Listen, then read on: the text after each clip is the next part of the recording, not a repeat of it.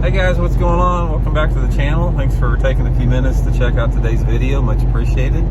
And today we're going to have a conversation about braided line. And you know, I've done a lot of videos on different type of lines before in the past on some different topics, but specifically what I wanted to talk about today are some of the mistakes that anglers make as far as when they choose braid setups when they shouldn't choose it. And we've talked a lot about braid to fluorocarbon on spin and tackle, but I want to get in other aspects of not only straight braid, but braid to fluorocarbon with bait cast and spinning. But hey, real quick before we get started, just want to invite you guys to once again to go check out some of the lake map breakdowns we're doing on fishthemoment.com. Johnny and I are putting out a bunch of maps.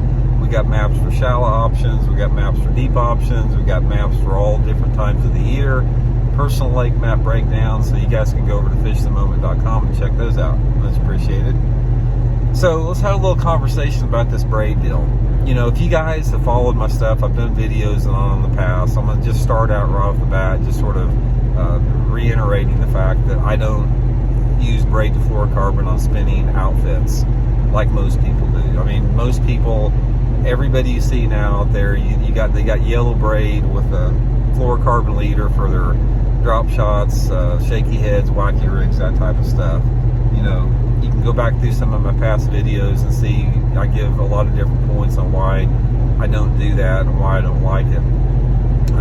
Although I do use braid to fluorocarbon on a barrel with a barrel swivel, you know, on baits like soft plastic jerk baits and floating worms, but which I don't really consider that the same as a braid to fluorocarbon with a specific knot on it. It's a little bit, you know, different situation.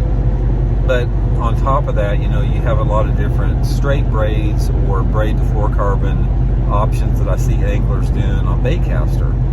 So first of all, I'm just going to tell you guys that let's just go for crankbaits. You know, never ever use any type of braided line setup. I don't care if it's straight braid or braid to fluorocarbon on any type of crankbaits or jerk baits. You know, I do the instructional on the water jerkbait lessons a lot in the wintertime. I see a lot of guys come to the trips with me with a braid to fluorocarbon setup. They very seldom catch hardly any bass on it. It's a terrible setup for a jerkbait. It's a terrible setup for a crankbait because you need that stretch. When you're cranking or jerking, not only do you need the stretch to correctly impart the action on the bait and get a good feel for it, but you need that stretch to when you're fighting the fish. So right off the bat, I just want to tell you guys, never tie on braid or braid to fluorocarbon for crankbaits or you know, any type of jerkbait or something like that. Same with bladed jigs. You know, bladed jigs, you know, I see some guys using braided line on them sometimes. I never do. I always use fluorocarbon. I think that on a bladed jig, you know, you need that little bit of hesitation or stretch when the fish takes it in. Braid tends to make you set the hook too quick on it, for that matter of fact. Flipping's the same way. I have very seldom used braided line for flipping. You know, I'm a big flipper. You know, it's one of my favorite techniques. The only applications I ever use braid, and I never use braid to fluorocarbon on anything, period, not with a knot, including baitcaster. But the only time that I use braided line flipping is if I'm punching mats, real thick mats, which is, you know, sort of, you know, everybody uses that. It's probably the best approach for that. Or if I'm flipping like some type of a heavy jig or creature bait and some extremely thick, extremely stained water, then at times I'll use a braided line application there. But for the most part, 95% of the time, you know, I'm using fluorocarbon line for flipping. I see guys using braided line way too much. I see guys flipping just bug brush and willow trees with braided line. I've seen guys flip boat docks with it. Guys, when you do that, you're not only cutting down the amount of strikes that you get, but you're also taking the efficiency away from yourself as far as landing those fish, not having a little bit of a stretch on there. So, you know, there's a couple applications for straight braid on flipping and pitching, but not many. The applications that I use straight braid for mainly are baits like my frogs, my buzz frogs. I use them on buzz bait some. Occasionally I'll use it for spinnerbait fishing if I'm fishing in some extremely dirty water around some extremely heavy cover.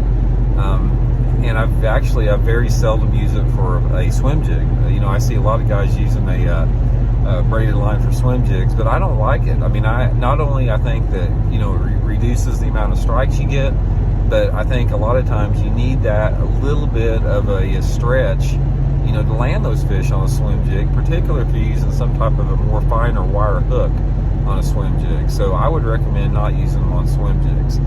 You know, like I said, buzz baits, some spinner baits, frogs, buzz frogs, you know, that type of stuff. Another thing about braid, I'll give you guys a big tip on it when you do use it, like say if you're using it on a frog or, you know, pitching or flipping.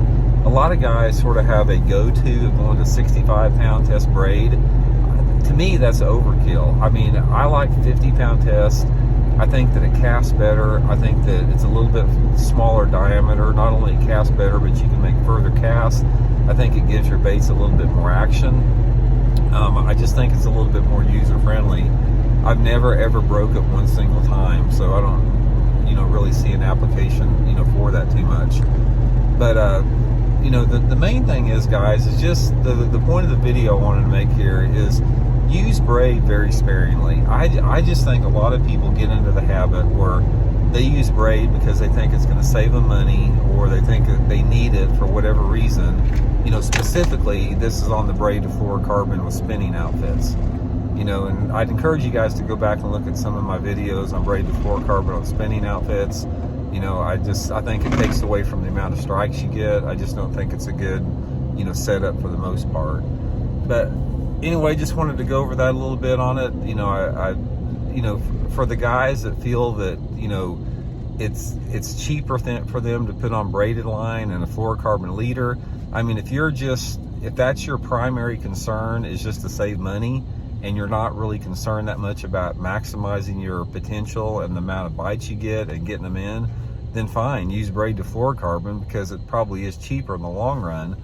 But, you know, if you're into maximizing you know, your efficiency on the water, getting the most bites, getting those bass in, you know, just stay away from it, you know, more than what you've probably been doing it for a past. And I just think that you'll get a lot more bites. I like to use fluorocarbon line, you know, about any time I can get away with it, because I think that you get more bites with it. It's clear. I think it's a little bit more user friendly. I think you get better action on your lures. I think you can manipulate your baits better with it. I just think it's a much better piece of equipment to fish with than braided line.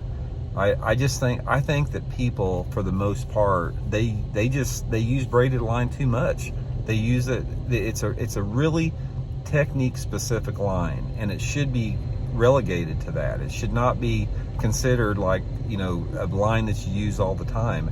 And I know that there's guys out there there's pros that use braided fluorocarbon a lot all the time for everything, but I'm here to say that doesn't get them any more bites. It absolutely doesn't. I mean, they may feel it helps them land the fish better. I'd argue against that, because I've experimented both with myself, but ultimately it's just really what you get comfortable in. But for the most part, and I've seen this on, like I said, the instructional fishing trips that I do, I see a lot of the weekend anglers, or the people, you know, getting into the sport.